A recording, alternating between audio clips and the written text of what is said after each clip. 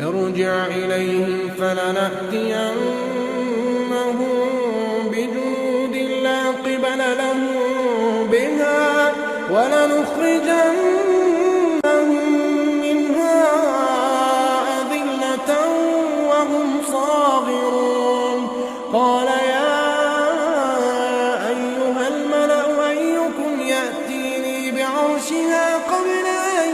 يأتوني مسلمين قال عفريت من الجن أنا آتيك به قبل أن تقوم من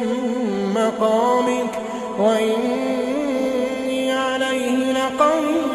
أمين قال الذي عنده علم من الكتاب أنا آتيك به قبل أن يرتد إليك طرفك فلما